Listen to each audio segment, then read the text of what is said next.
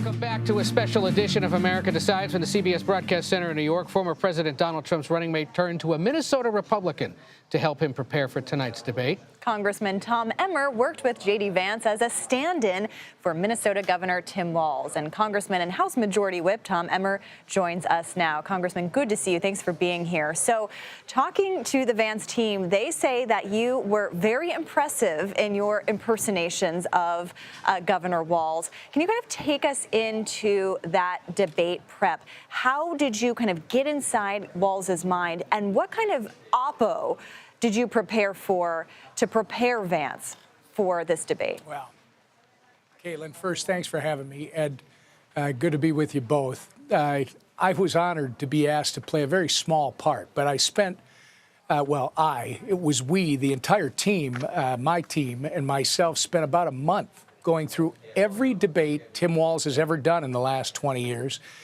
My job was to get not only his phraseology, his slogans down, but his mannerisms. We wanted to give JD the best facsimile impression of Tim Walz that we could. And we just pointed out that Tim Walz is an excellent debater. There's no question. But he's going to come across as this folksy, kind of outdoorsman, ag-friendly type guy. And really, there's no substance after that, because as we've learned, as people get to know Tim Walz, they do not like him and his policies. So it's going to be up to JD to make sure that, and I know JD's going to do it very well, but he'll talk about the issues. Congressman, you and Walz both served in the House of Representatives representing Minnesota at the same time between 2015 and 2019. I think we were just showing a photo of the two of you when you were serving together in the Minnesota delegation. How much work did you two actually do together, if at all, and what sort of interactions did you have with them back then? Well, it had several interactions. I don't know that we worked on anything directly together. Our delegation, the Minnesota delegation, Republicans, Democrats, tends to work together very well. So I'm sure we did something as part of the delegation. Nothing comes to mind right now, but I've known Tim, not just those 2 or 3 terms that we served together. I think it was 2. But I've known him since he got elected to Congress about 20 years ago.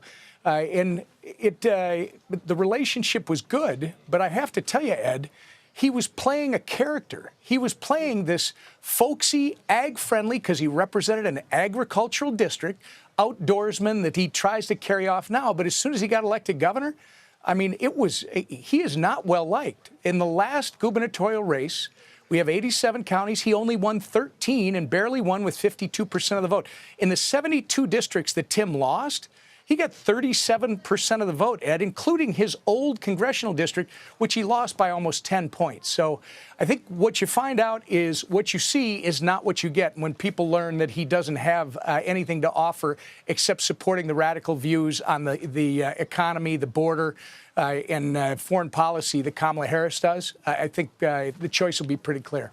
Congressman, you mentioned likability, but in our polling, it seems that Senator Vance has some work to do on that measure. His numbers are underwater there. How much of tonight is making Vance appear more likable, especially among those middle voters that this campaign needs to win?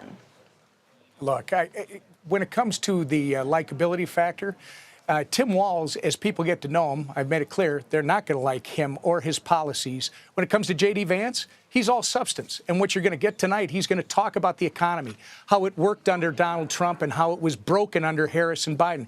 He's going to talk about the border, how it was sealed under Donald Trump and what that meant to the crime wave across this country being under control, and how it was opened by the border czar, Kamala Harris, and it's resulted in crime in all of our communities and tens of millions of people coming across that border illegally. And then he's going to talk about how when Donald Trump was in office, there was peace and stability around the globe. And obviously, all of these conflicts and the tensions that are rising around the globe are because of the incompetence and lack of a stated foreign policy by Kamala Harris and Joe Biden. So he's going to be touting the Trump's record of success, telling them they broke it, and Trump and Vance are going to fix it again. Congressman, you've been traveling the country much of the last several weeks campaigning for your fellow Republicans. You were all in Washington for a handful of weeks to essentially kick the spending can down the road into December, but there have been calls from the president this afternoon, from other Republican lawmakers, several from the storm-ravaged states, suggesting that Congress should come back to consider supplemental spending for the states affected by Hurricane Helene, but now even this afternoon, some suggesting supplemental aid to Israel in its ongoing battle against Iran and its proxies. Do you see that happening? Do you see the Speaker calling back the House for a special session before the election? Yeah, the people that don't, that are making those statements, Ed, I'm going to guess they don't realize that in the continuing resolution that we passed, which will keep the government funded until December 20th, there was $20 billion in there for FEMA. It also gives FEMA the ability to use other accounts if need be. And the biggest problem that we have is it's going to take the Office of Management and Budget at least a month to figure out what the total damage is and where it needs to be done. So these people that are jumping ahead and saying, oh, we got to do this right now, you won't even have the information until November, Ed. So if there is a supplemental that needs to be done, it'll be done after the election, I expect. So that's a hard no from Republican leadership about coming back early.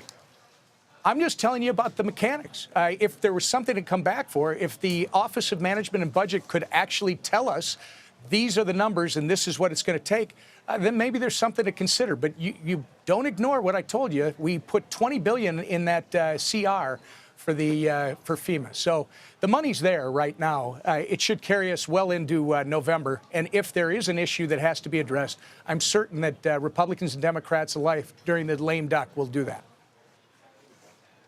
All right, Congressman Tom Emmer, thank you so much for your time, and we'll see tonight whether your impressions matched up with the real thing. We'll be staying tuned. Thank you so much.